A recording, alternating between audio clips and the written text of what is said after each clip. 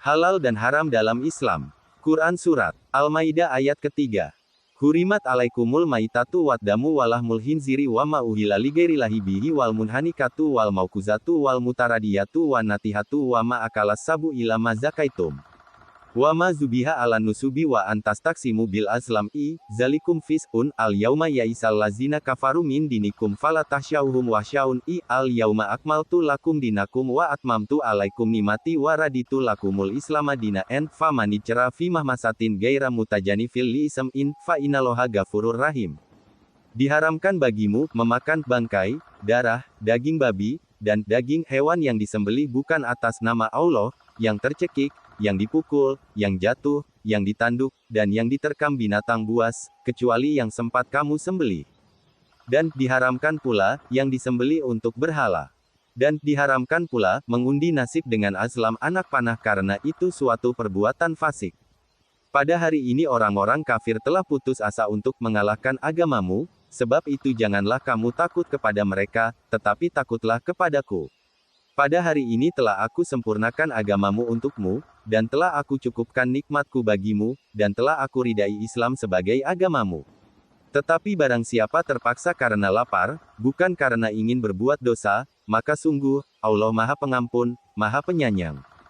Pada ayat yang lalu telah dijelaskan beberapa perbuatan yang diharamkan. Ayat ini menguraikan lebih terperinci makanan-makanan yang diharamkan. Ada 10 jenis makanan yang diharamkan, semuanya berasal dari hewan.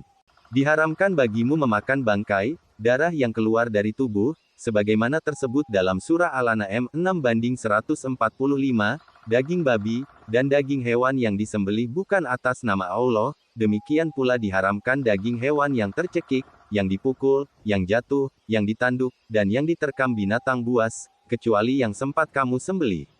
Hewan yang tercekik, yang dipukul, yang jatuh, yang ditanduk, dan yang diterkam binatang buas adalah halal hukumnya kalau sempat disembelih sebelum mati. Dan diharamkan pula hewan yang disembelih untuk berhala.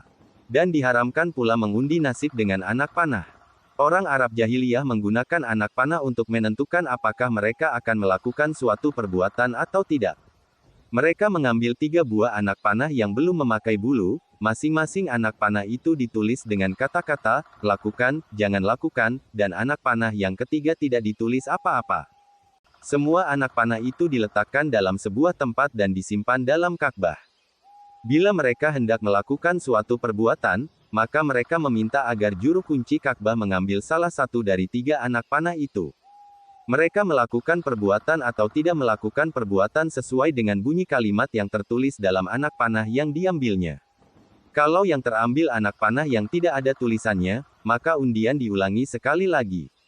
Janganlah melakukan yang demikian itu karena itu suatu perbuatan fasik. Pada hari ini, yaitu pada waktu Haji Wada, haji terakhir yang dilakukan oleh Nabi Muhammad, orang-orang kafir telah putus asa untuk mengalahkan agamamu, sebab itu janganlah kamu takut kepada mereka, tetapi takutlah kepadaku.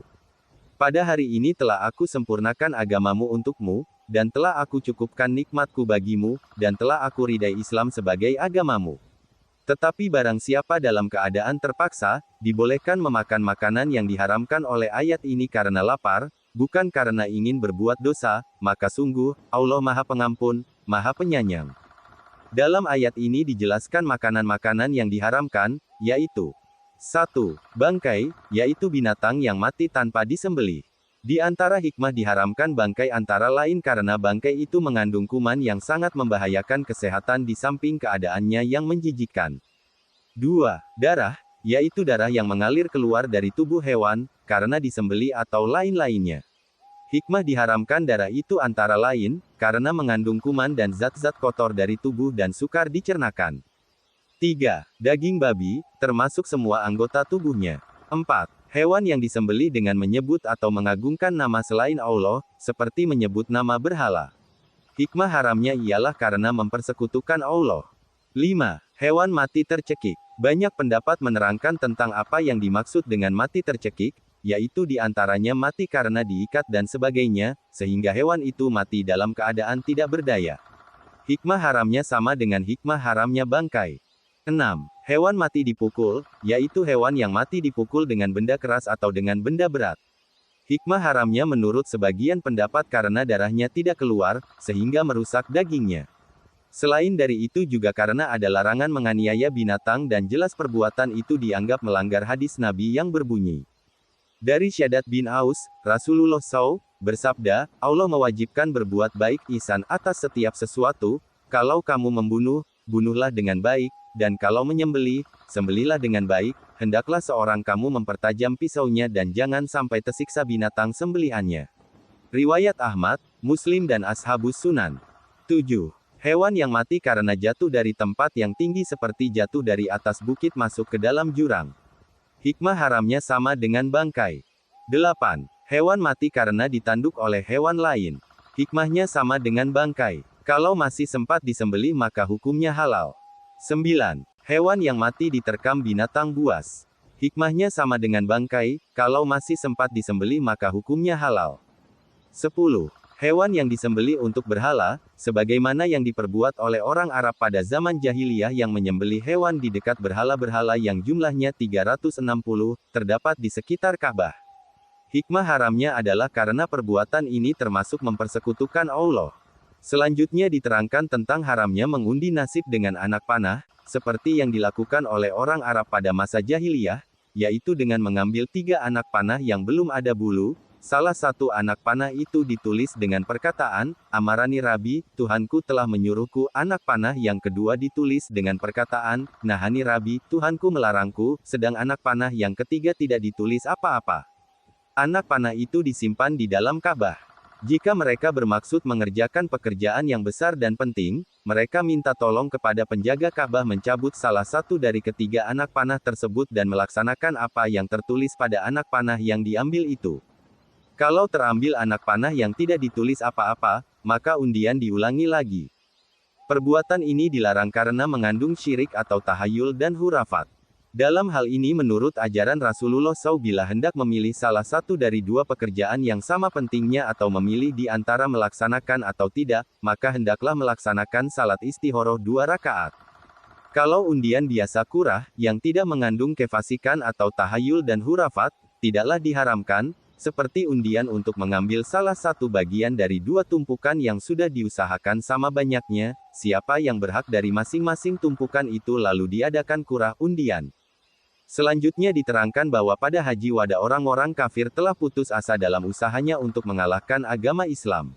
Oleh karena itu kaum muslimin tidak boleh merasa takut kepada mereka tetapi hendaklah takut kepada Allah.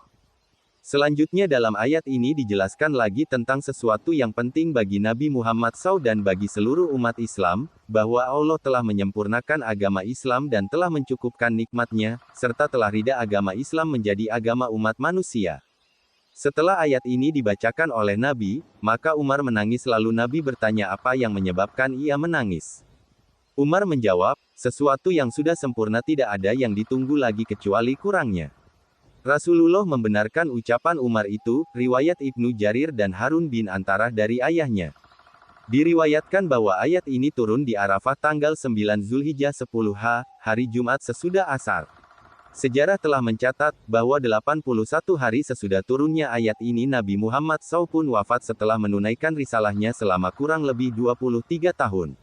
Memang ajaran Islam telah sempurna, walaupun segala persoalan belum dirinci, tetapi telah cukup sempurna dengan berbagai prinsip urusan duniawi maupun ukhrawi. Kemudian pada akhir ayat ini diterangkan, bahwa orang-orang yang terpaksa makan makanan yang diharamkan Allah karena lapar tanpa niat untuk berbuat dosa, dibolehkan asal dia makan seperlunya saja, sekedar mempertahankan hidup. Sesungguhnya Allah Maha Pengampun, Maha Penyayang. Sumber, kemenak.go.id